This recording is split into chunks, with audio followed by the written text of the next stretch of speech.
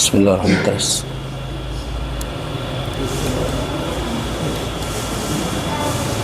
Tes satu.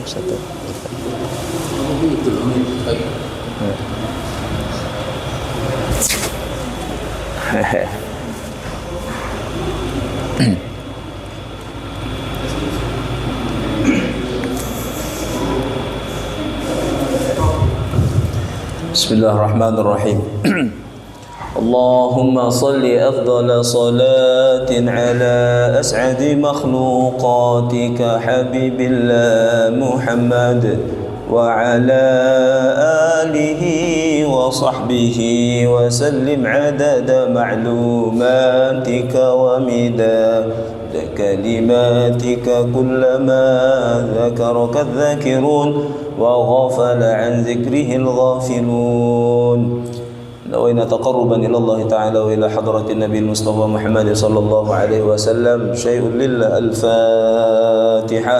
أعوذ بالله من الشيطان الرجيم. بسم الله الرحمن الرحيم. الحمد لله رب العالمين الرحمن الرحيم مالك يوم الدين إياك نعبد وإياك نستعين اهدنا الصراط المستقيم صراط الذين أنعمت عليهم غير المغضوب عليهم ولا الضالين آمين. Assalamualaikum warahmatullahi wabarakatuh. Alhamdulillahi rabbil alamin wassalatu wassalamu ala asyrafil anbiya'i wal mursalin sayyidina Muhammad wa ala alihi wa sahbihi ajma'in. Ashhadu an la ilaha illallah wahdahu la syarika lah wa ashhadu anna sayyidana Muhammadan abduhu wa rasuluhu la nabiyya ba'dah. Allahumma fasalli wa sallim wa barik ala sayyidina Muhammad al-fatih lima ughliq wal khatim lima sabaq nasiril haqq bil haqq wal hadi ila siratikal mustaqim wa ala alihi wa sahbihi haqqa qadrihi wa miqdarihi al-azim. Amma ba'd. Qalu subhanaka la علم لنا إلا ما علمتنا إنك أنت العليم الحكيم. قال رب اشرح لي صدري ويسر لي أمري واحلل عقدة من لساني يفقه قولي. وعنده مفاتح الغيب لا يعلمها إلا هو ويعلم ما في البر والبحر وما تسقط من ورقة إلا يعلمها ولا حبة في ظلمات الأرض ولا رطب ولا يابس إلا في كتاب مبين. صدق الله العظيم وبلغ رسوله الكريم ونحن على ذلك من الشاهدين والشاكرين والحمد لله رب العالمين. Hadirin para jamaah yang dimuliakan oleh Allah Subhanahu wa taala, alhamdulillah pembacaan kitab Sabilul Iddikar wal I'tibar li Syekh Imam Al-Haddad, kita sudah sampai pada penghujung bab kedua, fase kehidupan kita dari lahir, sebelum lahir alam arwah, kemudian alam dunia. Kita sudah berada di penutup bab fase tentang kehidupan kita di dunia, mulai dari bayi, kemudian anak-anak, sampai remaja, sampai dewasa. Kemarin terakhir dilanjut usia sampai mati kalau bahasa diri. Maka sebelum kita sampai pada bab berikutnya, fase yang ketiga, yaitu fase alamul qabri atau alamul barzakh, manusia semuanya akan masuk ke dalam gerbang akhirat ini. Sebelum hari kiamat, sebelum sampai hari terakhir, semua manusia akan dikumpulkan, akan transit, akan berada di satu terminal besar, menampung semua pensiunan dunia itu di alam barzakh. Maka sebelum ke fase yang ketiga, di akhir pembahasan bab sebelumnya, di sini dibahas tentang khatimatu hadzal umr, penutup pembahasan tentang fase yang kedua ini. Fi asya'i tattasilu bima taqaddam wa tan'atifu alaih.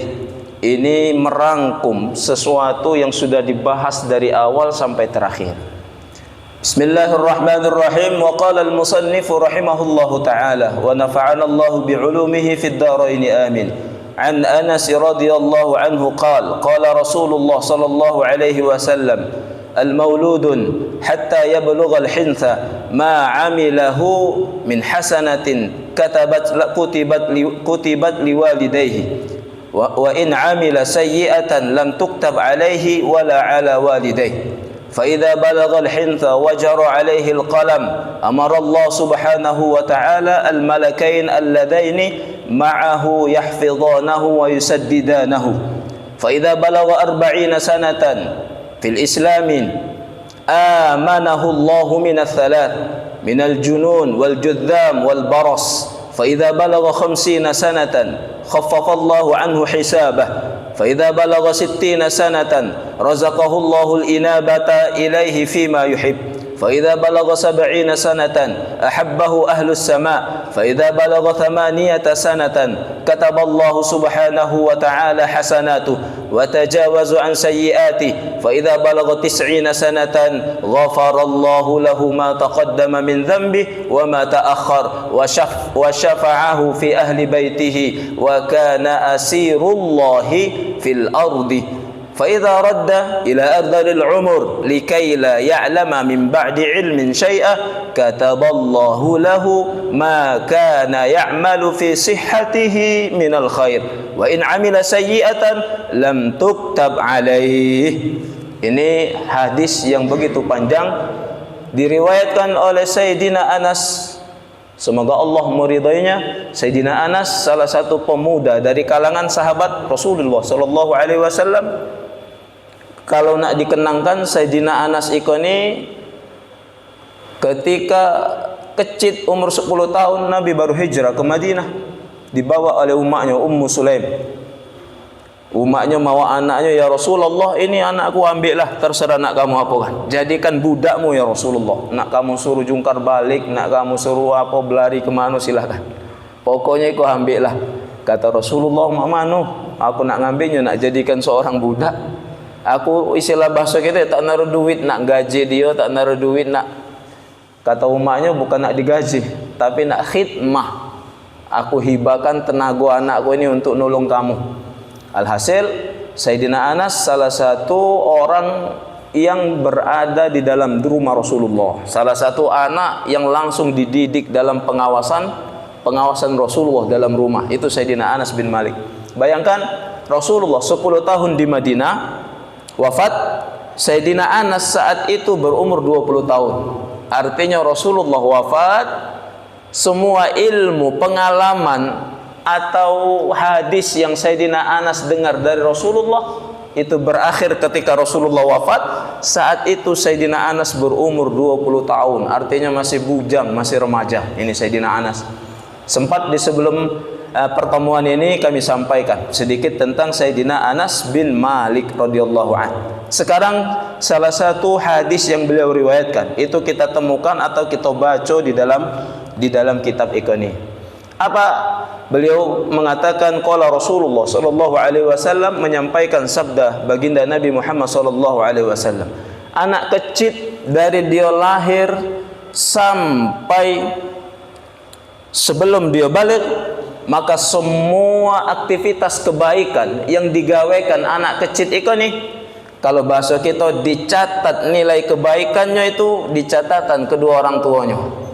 Artinya budak kecil sampai dia sebelum balik, semua kebaikan, semua ibadah, semua zikir, ngaji, baca Quran, semua nilai-nilai kebaikan yang dia gawekan, dia jujur, dia berakhlak bagus, masih kecil, semua catatan kebaikan budak kecil itu dilimpahkan ke catatan amal umat bapaknya.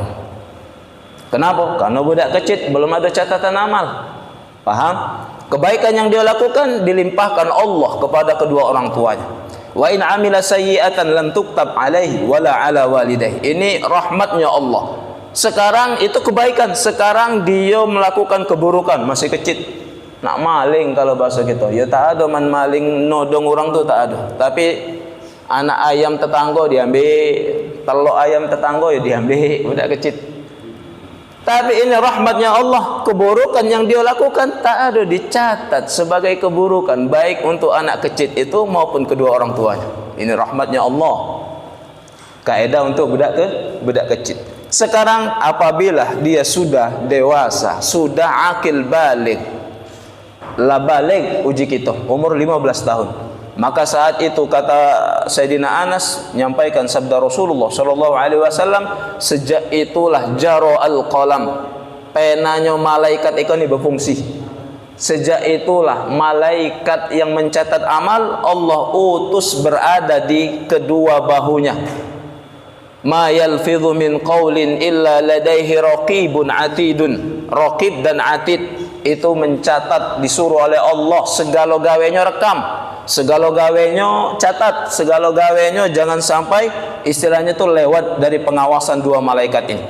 Ini makna amarallah subhanahu wa ta'ala malakain alladzaini ma'ahu, selalu bersamanya, yahfidhanahu wa yusaddidanahu, ngawasi semua gerak-gerik budak ini. Kalau dia baik dicatat sebagai kebaikannya sendiri, kalau dia buruk dicatat sebagai keburukannya sendiri. Fa idza balagha arba'ina sanatan fil Islam, kalau anak ini tumbuh dalam keadaan baik, iman Islam, sampailah umur 40 tahun, maka Allah anugerahkan umur 40 tahun dalam keadaan Islam, iman yang bagus, selamat dari 3 penyakit besar.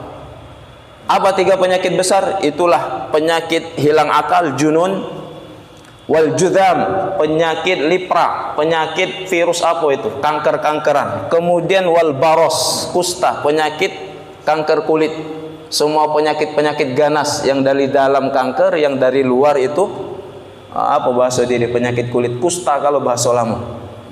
Sehingga kalau dia baik dari sejak balik sampai umur 40 tahun di dalam Islam, dia masih iman, baik, artinya tak terlalu nakal, menjaga Islam, maka Allah selamatkan dari 3 fitnah penyakit besar, yaitu junun, hilang akal, yaitu judam, kemudian baros, penyakit, semua penyakit bahaya yang ada dalam badan, pecah kanker uji kita bakari.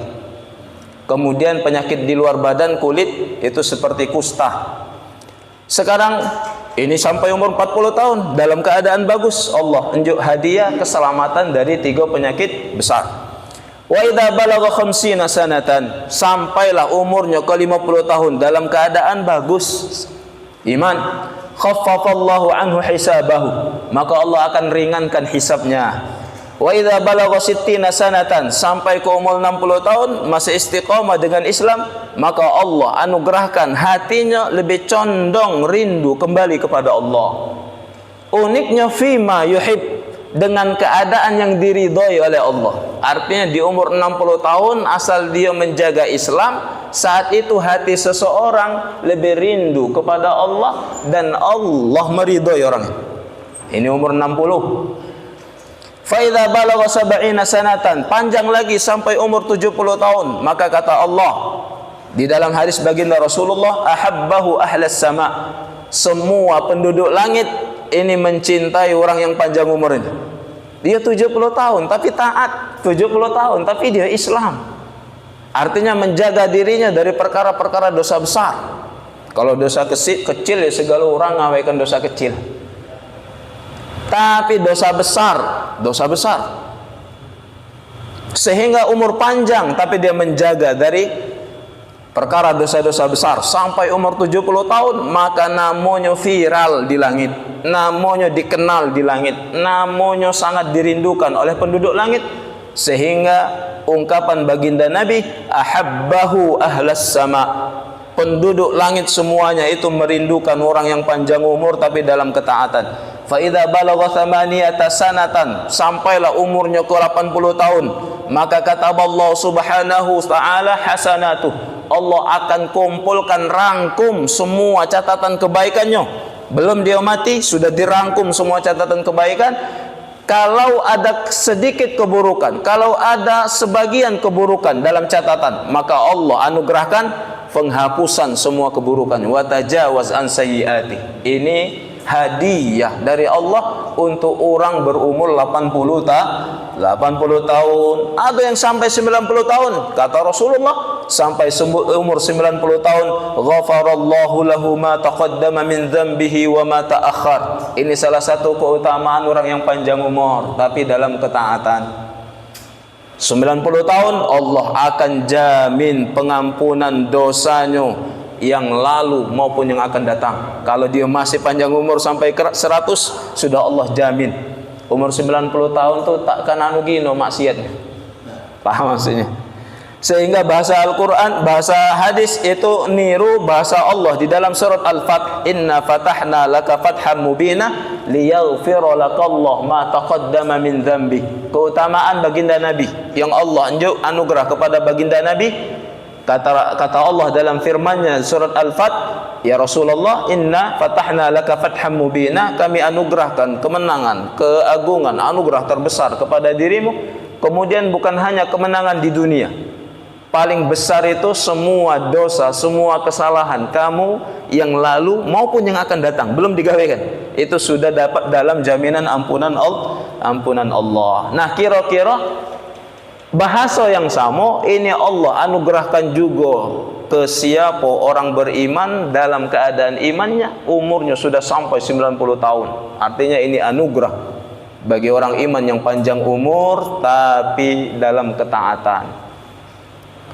Selanjutnya, wa kana, bukan hanya diampuni dosa, wa syafa'ahu fi ahli baiti, bahkan Allah memberi syafaat, hak izin kepada orang yang panjang umur dalam keadaan iman ini untuk memberi pertolongan kepada ahli keluarganya atau menyelamatkan atau memberi syafaat kepada ahli keluarganya.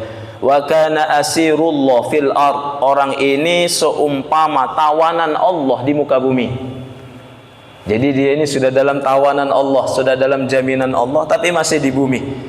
Sekarang lama 90, fa idza radda ila adzalil umur, ketika umurnya masih dipanjangkan oleh Allah sampailah pada momen hilang akalnya, pikun kalau bahasa diri, hilang akal kemudian sudah semakin lemah, likai la ya'lama min ba'di ilmin syai'ah.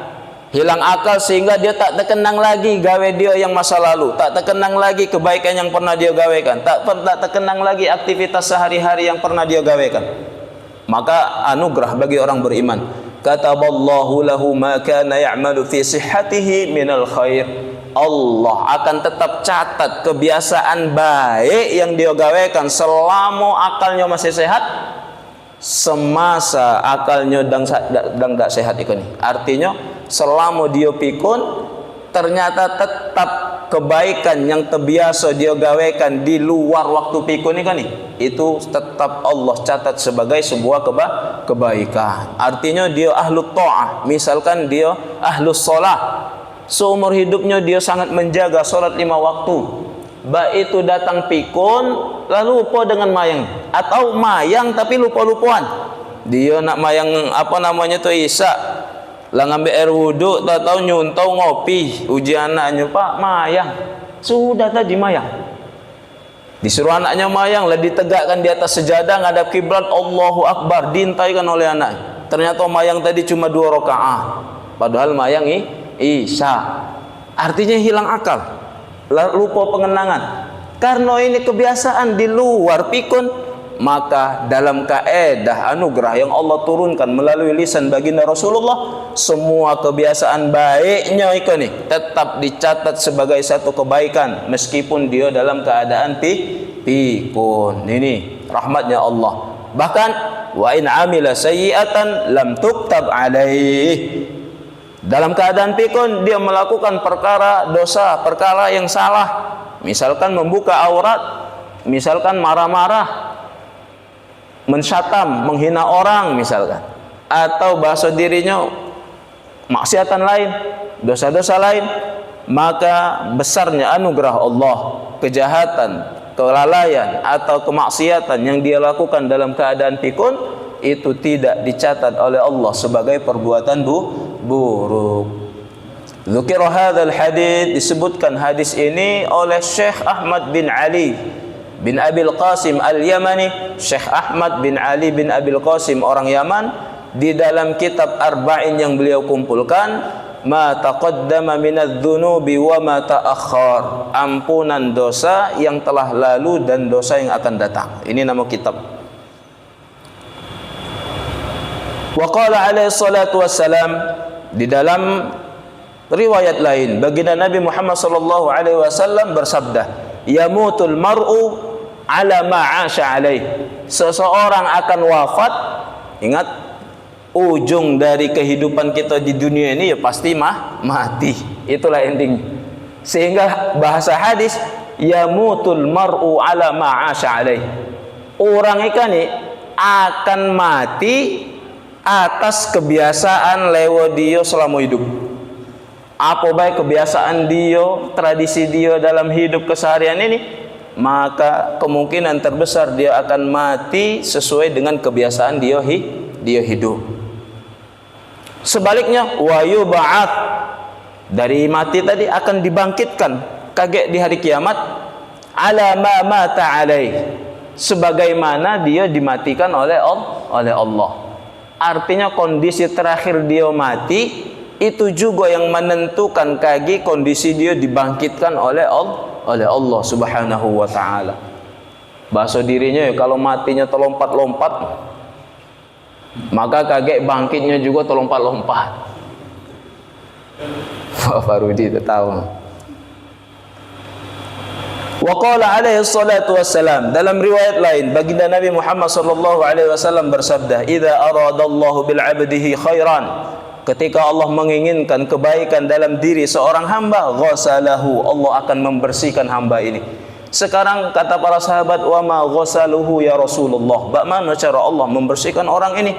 Kemudian Rasulullah menjawab, yuwaffiquhu li'amalin salih qabla mautih, Allah akan memberi taufik di dalam diri orang ini, ringan di dalam menjalankan ketaatan sebelum ajal dia menjemput, sebelum wafat. Ini anugerah Allah. Artinya salah satu tanda husnul khatimah orang, dia sebelum nak mati itu entah 1 hari, entah 2 hari, entah seminggu atau lebih panjang 2 bulan, 3 bulan, dia bertobat kepada Allah. Dia berubah. Dia artinya lebih mengedepankan kepentingan agama, lebih mengedepankan kepentingan ruhani, lebih sadar akan kehidupan tenang di sisi Allah Subhanahu wa taala. Wa qala alaihi salatu wassalam, baginda Nabi juga bersabda dalam riwayat lain, waqad marra alaihi bi janazah, ketika Nabi sedang melihat jenazah lewat, kemudian Rasulullah komentar, mustarihun atau mustarahum minhu, kata Rasulullah nunjuk jenazah tadi, orang ini kalau tidak dia istirahat maka dia ini diistirahatkan. Qalu ya Rasulullah, apa maksudnya? Kok dia ini kalau tidak istirahat, dia ini diistirahatkan? Wa mal mustarih wa mal mustarahu minhu.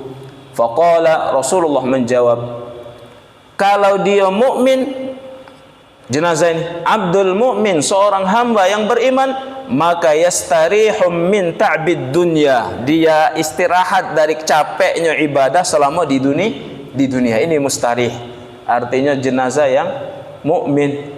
Dia mati kau ini artinya istirahat. Dari apa? Dari jerihnya dia menahan hawa nafsu selama di dunia. Hawa nafsu yang menghalangi untuk taat kepada Allah. Artinya dia sholat, dia berzakat, dia puasa, dia pergi haji, itu semua amal yang jerih, amal yang menyapekkan atau yang menjerihkan badannya. Ketika mati, wah ini istirahat dari semua perkara yang bikin dia lelah beribadah kepada Allah. Sekarang wa addaha ila rahmatillah, sekarang saatnya dia menuju anugerah Allah, menuju perkara yang indah atau rahmatnya Allah. Sebaliknya yang diistirahatkan darinya wal fajir, kalau dia orang yang mujrim, orang yang berdosa, orang yang fasik atau bahkan orang kafir, yastarihum minhu, diistirahatkan. Artinya bukan dia yang istirahat. Siapa yang istirahat? Semua makhluk yang interaksi sama dia, dari tanah, kemudian dari pohon-pohon, dari semua penghuni bumi, itu istirahat dari mamang ini. Ngapa? Karena tanah tak melihat lagi dia maksiat, istirahat nahan jerih ngelihat manusia ini maksiat kepada Allah. Kan semua makhluk ikan nih, dari pohon, dari air, dari tanah sampai ke langit bahkan, Ketika melihat hamba Allah kompak dalam bermaksiat, apalagi terang-terangan, semuanya melaknat, semuanya jere nyaksikan. Sehingga kalau ada orang maksiat mati, nah alhamdulillah uji bumi, aku istirahat, tak ada lagi melihat dia tadi nak meringam kalau bahasa itu. Makanya bahasa hadis wal fajir yastarihu minhu, kalau dia berdosa maka tanah ubad, kemudian makhluk-makhluk yang ada di bumi kan ini, kalau bukan kita berarti binatang, burung yang terbang, hewan-hewan yang ada di laut, itu semuanya istirahat dari orang yang berdosa ini. Wal bilad, dan semua tanah yang ada di hamparan bumi. Wasyajar, semua pohon. Wad dawab, semua hewan melata, itu beristirahat menyaksikan orang maksiat. Ini makna yang dikatakan oleh Rasulullah mustarihun au mustarah. Dia istirahat kalau dia mukmin, diistirahatkan itu kalau dia orang kafir atau orang berdosa besar. Wa qala sallallahu alaihi wasallam li Abi Dzar. Kemudian dalam riwayat lain baginda Nabi bersabda, ngomong sama sahabat yang bernama Abu Dzar. Jika ya Abu Dzar Al-Ghifari. Jadi Abu Dzar Al-Ghifari ini ada cerita. Beliau ini kanco dekat sangat, apa kata bahasa kita bagari, besti itu apa? Kanco dekat ya. Abu Dzar Al-Ghifari itu punya kanco dekat namanya sahabat Salman Al-Farisi. Ini bestinya kemana-mana berdua. Setelah Nabi wafat itu Abu Dzar Al-Ghifari kemana Salman nak pergi dia milu. Baik itu juga kemana Abu Dzar Al-Ghifari menentukan satu wilayahnya yang nak digari, Salman miru. Alhasil mereka ini menentukan satu wilayah untuk didakwai, mereka ke wilayah negeri Syam, wilayah Palestina, Suriah bakari. Saat itu ya masih muda. Salman Al-Farisi itu masih bujang, salah satu pemuda dari kalangan sahabat. Ketika Rasulullah wafat, dia masih muda, Salman Al-Farisi, yang punya ide dalam peperangan Khandaq. Ketika perang Khandaq, Salman itu masih kecil, masih muda. Saat itu mungkin 14 tahun. Mengusulkan strategi perang. Ya Rasulullah, kalau di tempat kami wilayah Persia, untuk melindungi wilayah itu dari musuh, kalau tak ada kita bangun benteng yang tinggi, maka kami menggali tanah yang dalam, parit kalau bahasa di got yang besar, kelilingi di kota ini supaya musuh itu tak ada pacak masuk ke kota ini. Walaupun masuk, ada kesempatan kita menghalangi mereka masuk. Oh, Rasulullah senang, ini anak muda ini brilian, artinya cerdas. Anak muda ini ya punya ide bagus. Sampai ide strategi Salman Al-Farisi ini dipakai oleh Rasulullah. Payo kita galau-galau, musuh itu tak lama lagi datang. Semua pasukan jihad diperintahkan Rasulullah menggali tanah sedalam-dalamnya. Digalilah, ngelilingi di bagian depan kota Madinah supaya musuh tak acak masuk. Itu awal perang Khandaq. Nah, cerita Salman Al-Farisi dengan Abu Dzar Al-Ghifari ini di dalam riwayat istinbat dari cerita ini nampilkan ridha dengan keputusan Allah. Jadi mereka ini budak dua ini bujang di satu wilayah ini tempat mereka berdakwah. Tiba-tiba Salman Al-Farisi misi ikannya, wahai Abu Dzar, aku lihat kayaknya orang-orang sini ini itu senang sama kamu ini, orang kampung ini. Lah kata Abu Dzar, sama baik senang juga dengan kamu. Kita berdua ini disenangi orang gal. Tidak, kata Abu Salman Al-Farisi, aku agak pemalu kalau kau agak pengomong. Abu Dzar Al-Ghifari. Alhasil kata Salman, kalau engkau berkenan, aku minta tolong. Aku ini sudah saatnya pecahnya, karena tua Salman dikit dari Abu Dzar Al-Ghifari. Sudah saatnya aku ini nak melamar anak gadis orang ini bahasa diri. Masih bujang. Yang nak aku lamar itu anak si Fulan bin si Fulan sanu. Orang bitu. Nah, minta tolong karena sama-sama tak naruh orang tua. Minta tolong kau datangi orang tuanya, omongkan Salman ingin melamar atau pengen nikahi anak perempuan. Datanglah Abu Dzar Al-Ghifari dengan PD-nya, bahasa kita, mang mohon maaf, aku datang ini sebagai utusan kancoku Salman Al-Farisi. Oh, kata bapaknya semuanya sahabat Nabi. Ahlan wa sahlan. Mbak Mano, kata Salman, dia ini nak izin, berkenan engkau sudi untuk menikahkan putrimu, tak tahu yang mana putrimu. Ujinya untuk dia, artinya dia tuh nak melamar putrimu. Kata sahabat ini, yo kaki aku omongkan dulu dengan umaknya. Akhirnya berembuk lah bapak anu tadi, budak Tino tadi dengan umaknya. Itu keluar bapak dengan umaknya tadi ngomong, nak, bahasa dirinya ya Abadar, karena masih muda dipanggil nak oleh mereka. Kami sepakat, kayaknya anak gadis kami ini lebih kami sukai itu kamu yang melamar, bukan Salman Al-Farisi. Paham maksudnya? Jadi katanya kalau galak ya kamu yang melamarnya, bukannya Salman Al-Farisi. Topak ditawari itu Abu Dzar Al-Ghifari, topak langsung akad lah itu hari itu. Kurang gancang kalau sendiri. Melaju kan. Abu Dzar Al-Ghifari topak langsung lah itu akad nikah. Tiba-tiba datanglah berita ke Salman kalau Abu Dzar Al-Ghifari ternyata sudah ngadakan walimah kecil-kecilan di rumah gadis yang dia taksir tadi. Bagaimana ceritanya Haji Salman? Kok ada undangan makan kecil-kecilan istilahnya, walimah kecil-kecilan di rumah budak gadis yang itu Salman nak marak ke rumah itu ini, ternyata lebih dahulu Abu Dzar Al-Ghifari menjumpai atau ngari Salman sebelum sampai ke situ. Itu datang Abu Dzar Al-Ghifari, bahasa dirinya, Jo, mohon maaf Jo, katanya. Bagaimana ceritanya? Kata Abu Dzar Al-Ghifari, aku telah nyampaikan anak gadis itu ya kamu ndaknya tuh. Tapi uji bapaknya kami lebih senang kau yang nikahinya. Dia tidak anu je bahasa diri. Lagi ya balik apa bahasa gitu. Ketempuan tahlil. Balik bandar.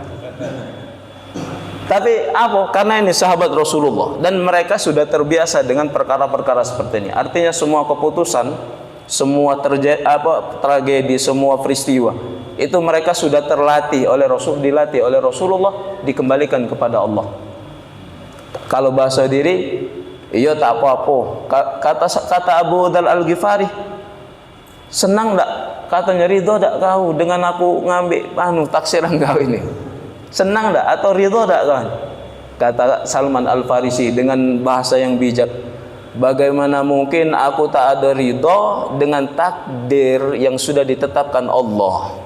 Sedangkan mereka terbiasa sudah istilahnya itu dilatih oleh baginda Nabi untuk ridho dengan semua takdir baik dan buruknya, lemak dan tak lemaknya. Itu dengar omongan Salman, bak mana aku nak ridho, sedangkan keputusan ini adalah bagian dari takdir Allah. Jadi aku harus ridho.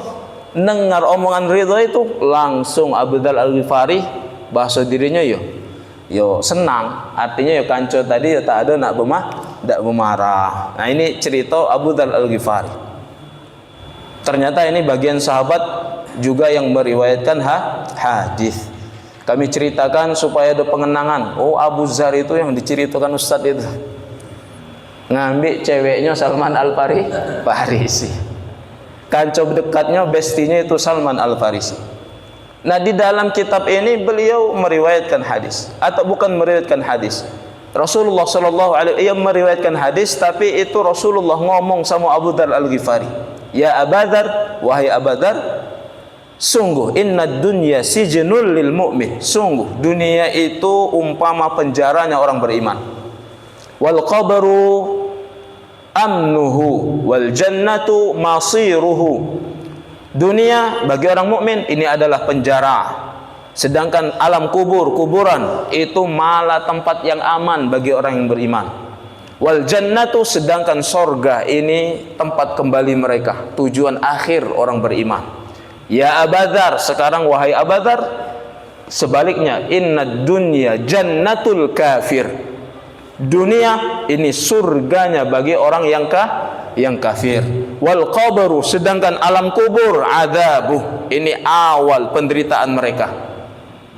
Dunia ini tempat bahagianya orang kafir.